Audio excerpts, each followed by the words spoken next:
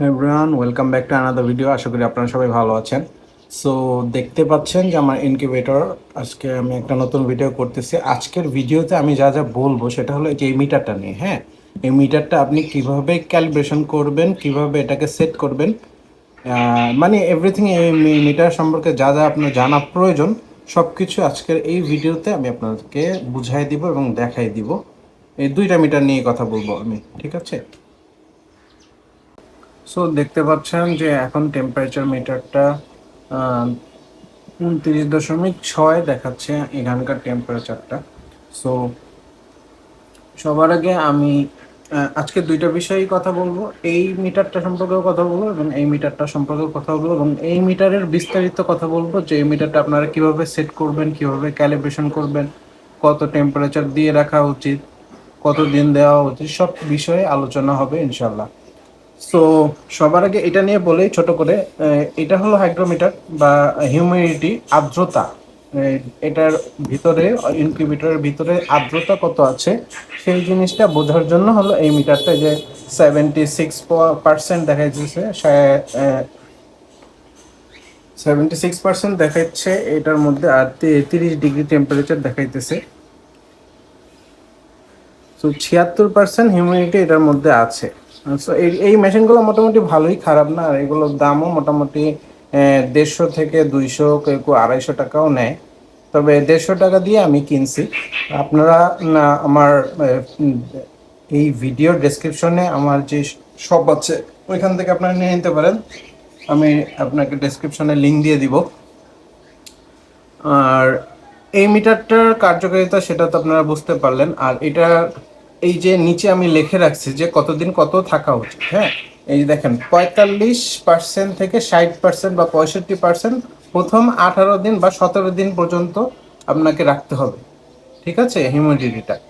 আর 65 থেকে উপরে 80 বা উপরে যত রাখতে পারেন আপনি, সেটা হলো এই 18 দিন থেকে 21 দিন পর্যন্ত, মানে ডিমগুলো বাচ্চা বের হওয়া পর্যন্ত, সবগুলো বের হয়ে পর্যন্ত আপনার এই হিউমিডিটিটা রাখতে হবে। যদি আপনি এর মধ্যে না রাখতে পারেন তাহলে আপনার বাচ্চার সমস্যা হবে। হয় বাচ্চাটা বিকলাঙ্গ হবে, অথবা বাচ্চাটা মারা যেতে পারে ভিতরে। সবচেয়ে বড় ভয়ের বিষয়টা হলো বাচ্চাগুলো ভিতরে মারা যায়। কেন মারা যায়? হিউমিডিটি কম থাকলে আপনার ডিমের ভিতরে যে আর্দ্রতাটা ঠিকভাবে পৌঁছায় না, আর না পৌঁছানোর কারণে ডিমের ভিতরে যে একটা পর্দা থাকে ওই পর্দাটা শুকিয়ে বাচ্চার গায়ের সাথে লেগে যায়, যার কারণে আপনার বাচ্চাটা ওই ডিমটা ভেঙে বের হইতে পারে না এবং ও ওইখানেই মারা যায়। সো এই হিউম্যানিটি কন্ট্রোল করাটা খুবই ইম্পর্টেন্ট এবং খুবই জরুরি একটা বিষয়। সো এটাকে অবশ্যই আপনাদের সিরিয়াসলি দেখতে হবে। আর হিউম্যানিটি কন্ট্রোল করবেন কিভাবে? অনেক সময় এমন দেখা যায়, যেমন আমাদের দুইটা সিজনেই, যেমন গরমের দিনে বা শীতের দিনে, গরমের দিনে হিউমিডিটি বেশি থাকে। যেমন এখন গরমের দিন, হিউমিডিটি দেখেন, নর্মালি আমি কিন্তু ভিতরে কোনো হিউমিডিফায়ার দিয়ে নেই বা কোনো মেশিন দিয়ে নেই যে হিউমিডিটি বাড়ানোর জন্য, কিন্তু ভিতরে পানিও নেই। এখন আমার ইনকিউবেটর বন্ধ, ভিতরে পানিও নেই, আমি বাচ্চা উঠাই ফেলছি, কিন্তু দেখেন এই যে 76% হিউমিডিটি দেখাচ্ছে এখন গরমের দিন। তাই কিন্তু শীতের দিনে কিন্তু আর্দ্রতাটা আপনার কম থাকে, তখন আপনার কম দেখাবে, বাড়াইতে পারবেন না।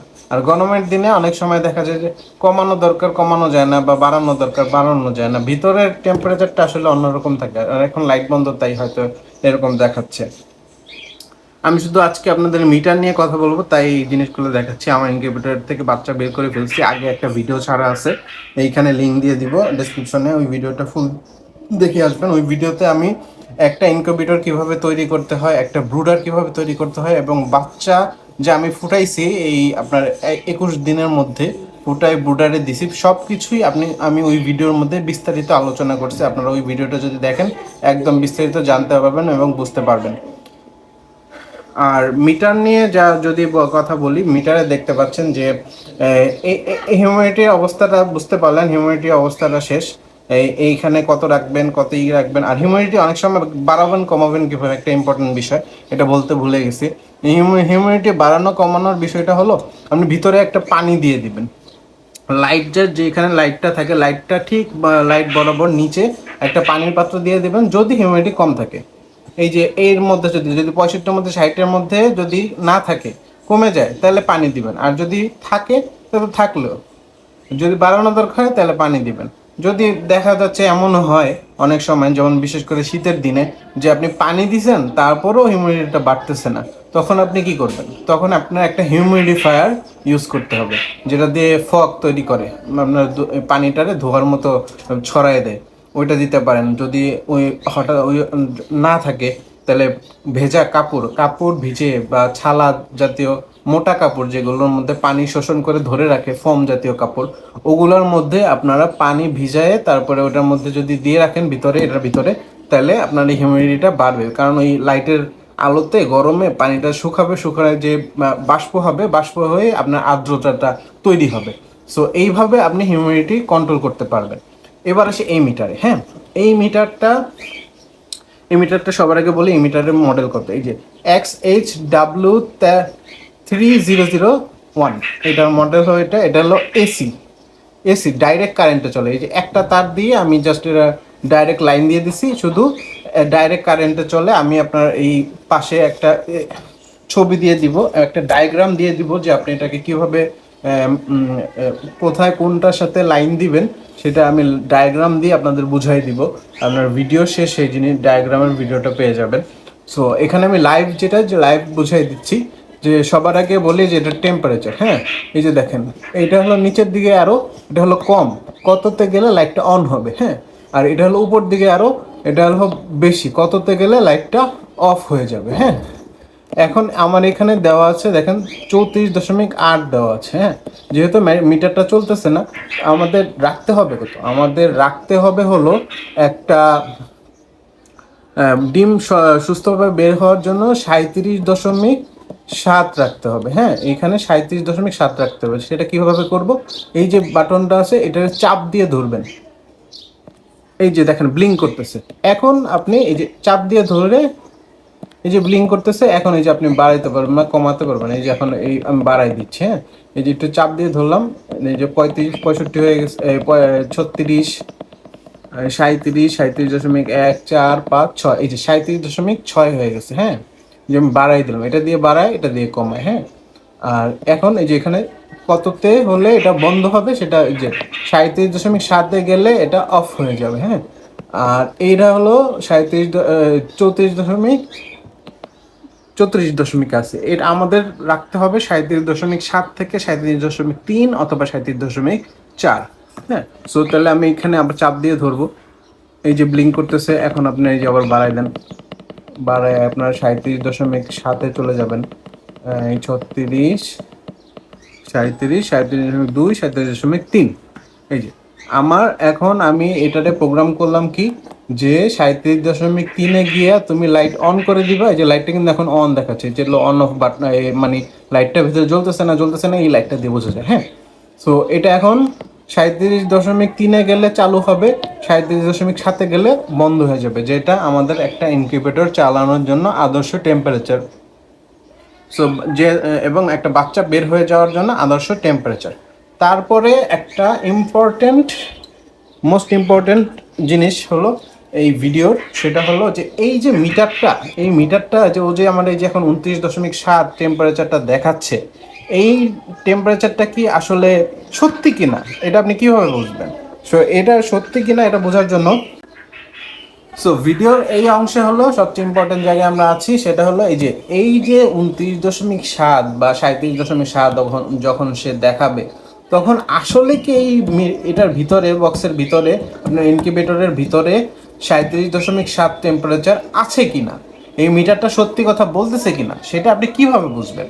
বা একটা মিটার তো নষ্ট হইতে পারে, তাই না? সো এটা আপনার বোঝার উপায় কি? সেটা বোঝার একমাত্র উপায় হলো এই যে এটা, এই যে আমাদের থার্মোমিটার, যেটা হলো আমার বাসায় সবার থাকে, কারণ আমাদের সবার জ্বর আসে। সো জ্বর যেহেতু আসে, যাদের জ্বর আসে সবার বাসায় এই থার্মোমিটার থাকে। সো এই যে এখন এখানে পারদটা এখানে আছে। থার্মোমিটার আর এই মিটারের মধ্যে তফাৎটা কি? তফাৎটা হলো এই মিটার দেখেন, এই যে ডিগ্রি সি দেখাচ্ছে, সেলসিয়াস ডিগ্রিতে দেখাচ্ছে। হ্যাঁ, টেম্পারেচারটা ও দেখাচ্ছে ডিগ্রিতে, এখন 29.7 ডিগ্রি সেলসিয়াস। আর আমাদের এই যে থার্মোমিটারগুলোতে টেম্পারেচার দেখায়, কিন্তু থার্মোমিটারে এগুলো টেম্পারেচার দেখে কিন্তু ফারেনহাইট হিসাবে। সো আমাদের লাগবে কত, এই যে 37.7, 37.7 টেম্পারেচার মানে হলো এই থার্মোমিটারে 100 ডিগ্রি বা 100 ফারেনহাইট। হ্যাঁ, এইখানে ডিগ্রি, এখানে ফারেনহাইট। হ্যাঁ, 100 ফারেনহাইটে হলো আপনার 37.7। আপনি চ্যাট জিপিটিতে অথবা গুগলে যদি আপনি জিজ্ঞেস করেন, তাহলে আপনার এই জিনিসটা ক্যালকুলেশনটা আপনি পেয়ে যাবেন কিভাবে ক্যালকুলেট করতে হয়। হ্যাঁ, এই যে আমি এখন এই যে দেখেন পারতটারে একদম নিচে নামাই দিচ্ছি। হ্যাঁ, সো এই জিনিসটা আপনি দেখতে পারবেন হলো এই মিটারটা দিয়ে। হ্যাঁ, যে ও যে সত্যি কথা বলতেছে কিনা সেটা আপনি বোঝার জন্য এই মিটার ইউজ করবেন। যখন আপনার এই মিটার চালু হবে তখন এটার ভিতরে দিয়ে দিবেন 2 মিনিটের জন্য। 2 মিনিটের জন্য দিয়ে তারপরে দেখবেন এই যে 100, 100, এই 100তে যখন এখানে 37.7 উঠবে তখন এখানে 100 উঠতেছে কিনা। যদি এখানে 100 উঠে তার মানে আপনার মেশিন পুরোপুরি ঠিক আছে, মিটার পুরোপুরি ঠিক আছে, ইনশাল্লাহ বাচ্চাগুলো ফুটবে। যদি না উঠে, যদি কম বেশি হয়, তখন হলো আপনাকে এই যে কম বেশি করে দিতে হবে, ওর ক্যালিব্রেশন করতে হবে। হ্যাঁ, ক্যালিব্রেশন কিভাবে করতে হয় সেই জিনিসটা আমি এখন দেখাবো। সো ক্যালিব্রেশন মানে হলো যে আপনার এই মিটারটা যে কম বেশি দেখাচ্ছে, এটা দেখাচ্ছে এটা যেন না দেখে, যদি কম দেখায় তাহলে আপনি বাড়াই দিবেন, যদি বেশি দেখায় তাহলে কমাই দিবেন, এটারই ক্যালিব্রেশন বলে। সো আমি একটু আমার থার্মোমিটারটা রেখে দিই, কারণ ভেঙে গেলে আম্মু বকা দিবে। সো এই হলো আপনার, এবার দেখাই ক্যালিব্রেশন। হ্যাঁ, ক্যালিব্রেশন আছে কিনা। আমার আরেকটা যে ভিডিওটা যেরকম আমি ফুল এমনি এই বাচ্চা ফুটানো থেকে শুরু করে সব কিছু দেখাইছি, ওইখানে আমি এই জিনিসটাও দেখাইছি। ওইখানে আমার এই মিটারের মধ্যে যে এটা ঠিক আছে 100, এটা আমি প্রমাণ করে দেখাইছি। আপনারা ওই ভিডিওটা দেখলে ওটা পুরোপুরি বুঝতে পারবেন, আমি লিঙ্ক দিয়ে দিব, আপনারা দেখে নেবেন কষ্ট করে। সো ক্যালিব্রেশন কিভাবে করবেন সেটা আমি আপনাকে বুঝাই দিতেছি। ধরেন আমার এখানে যে 37.7 আসলে আমার এই মিটারে, এই থার্মোমিটারে আসতেছে হলো 100 হয়তো 99 বা 97 আসতেছে। হ্যাঁ, মানে সামান্য পয়েন্ট 1-2 কম, বা এখানে 37 দেখাচ্ছে, আমার ওইটা 36 দেখাচ্ছে, এরকম দেখাচ্ছে। এই ক্ষেত্রে আপনি কি করবেন, এই যে দুইটা বাটন চাপ দিয়ে ধরবেন। চাপ দিয়ে ধরলে এই দেখেন এই যে ক্যালিব্রেশন অপশন আসছে। এই যে আমি -2 করে রাখছিলাম। হ্যাঁ, আমার এই মিটারও সমস্যা ছিল, মানে দেখায় ওই মিটারের সাথে এই মিটার মিলতেছিল না। আমি কি করছি, এইভাবে চাপ দিয়ে ধরে আপনি আমি যে মাইনাস প্লাস করে দিই, দুই যে মাইনাস বা প্লাস 1 2 3 4 5 বা এরকম যত ডিগ্রি কম বেশি হয় ওইটারে বাড়াই দিবেন। আশা করি কথাটা বুঝতে পারছেন, যে মানে যখন যদি বেশি হয় তাহলে কমাই দিবেন, যদি কম হয় তাহলে বাড়াই দিবেন, তাহলে আপনার এই ক্যালিব্রেশনটা ঠিক হয়ে যাবে। যে আমার যে 2 কম ছিল, এই বেশি ছিল, আমি 2 কমাই দিছি। যখন এখন আমার এই যে 37.7 আসলে আমার এই থার্মোমিটারে একদম পারফেক্ট আপনার 100 ফারেনহাইট বা 100 ফারেনহাইট আইসা পড়ে। সো এইভাবে হলো এই মিটারটা ক্যালিব্রেশন করতে হয়। সো আশা করি আপনারা এই মিটার নিয়ে কোনো সমস্যা হবে না। আর এই মিটারগুলা খুবই ভালো। হ্যাঁ, ইনকিউবেটরের জন্য অনেক মিটার আছে, অনেক দামি দামি মিটার আছে, অনেক ভালো ভালো মিটার আছে। তবে আমরা যারা ফ্ল্যাট বাড়িতে থাকি, ঢাকা শহরে থাকি, বা নর্মাল অল্প টাকার মধ্যে একটা ইনকিউবেটর তৈরি করি বা প্রথমবার শুরু করি, আমার মতে প্রথমবার শুরু করার জন্য এই মিটারগুলো পারফেক্ট। হ্যাঁ, কারণ আপনি শুরুতেই অনেক বেশি টাকা খরচ করে আপনার ওই বড় মিটার কিনে টাকা খরচ করলেন, পরে আপনার কোনো কাজের কাজ কিছু হলো না, পরে মনটা ভেঙে গেল, আপনার ফার্মিং চলে গেল ভেস্তে। সো এই জিনিসটার দরকার নাই। আপনি সুন্দর করে, আমার মতে যে 200-250 টাকা নেয় এই মিটারগুলো, খুবই ভালো, খুবই ভালো। আমি এটা দিয়ে বাচ্চা ফুটাইছি, আমার প্রুফ আছে, আপনি ভিডিও দেখবেন, আমি লিঙ্ক দিয়ে দিব ডেসক্রিপশনে, বারবার বলতেছি। এই মিটারগুলো কেনার লিঙ্ক পাবেন, সব কিছু পেয়ে যাবেন। এই এই আমার পুরা যে এই ইনকিউবেটরটা কীভাবে তৈরি করছি, এই তৈরির ভিডিওটা আমার আরেকটা ইলেকট্রনিক্স চ্যানেল আছে, ওই চ্যানেলে পেয়ে যাবেন। এইটার লিঙ্কও আমি এই ডেসক্রিপশনে, এই ভিডিওর ডেসক্রিপশনে দিয়ে দিব। সো আশা করি আপনাদের এই ইনকিউবেটরের মিটার নিয়ে, 2টা মিটার নিয়ে যত ধরনের কনফিউশন বা প্রশ্ন থাকার কথা সব কিছু আপনারা আসলে এই ভিডিওর মাধ্যমে অ্যান্সারটা পেয়ে গেছেন ইনশাল্লাহ। সো যদি অন্য কোনো আরও কিছু জানার থাকে, আমি যদি কোনো কিছু বলতে ভুলে যেয়ে থাকি, আমাকে কমেন্ট করে দয়া করে জানাবেন। আমি অবশ্যই অবশ্যই দায়িত্ব নিয়ে আমি আপনাদের এই জিনিসগুলো, সমস্যাগুলো সমাধান করে দেওয়ার চেষ্টা করবো ইনশাল্লাহ। সবাই আমার জন্য দোয়া করবেন। আমার মুরগি পাখি সবাই, আমি অনেকগুলো পাখি পালি, আপনার অন্য ভিডিওগুলো দেখতে পারেন। আমার বারান্দা থেকে আমি মাসে প্রায় অনেক টাকা আর্ন করি। আপনারাও চাইলে আপনাদের বারান্দা থেকে, ব্যালকনি থেকে অনেক টাকা আর্ন করতে পারেন। আমি এই বিষয়গুলোই চাকরির পাশাপাশি এই টাকাগুলো আসলে আমাদের অনেক কাজে লেগে যায়, আমাদের অনেক উপকারে এসে পড়ে। এমন ছোট ছোট বাসার অনেক অনেক ছোট ছোট কাজ হয়ে যায় এগুলোর মধ্যে, ছোট ছোট বড় বড় কাজও হয়ে যায়। দামি দামি পাখি, আমার যে পাখিগুলো আছে আমি এগুলো দিয়ে অনেক বড় বড় কাজও করে ফেলি। সো যেহেতু আমাদের জায়গা আছে, করতে পারবো, অবশ্যই ফার্মিং সবার করা উচিত। এটা একটা ভালো কাজ, ভালো উদ্যোগ। সবাই আমার জন্য দোয়া করবেন, আমার পাখির জন্য, ফার্মের জন্য দোয়া করবেন। আপনারা সবাই ভালো থাকেন, আমার চ্যানেলটা সাবস্ক্রাইব করবেন যদি আমার ভিডিওটা ভালো লেগে থাকে। আল্লাহ হাফেজ, আসসালামু আলাইকুম।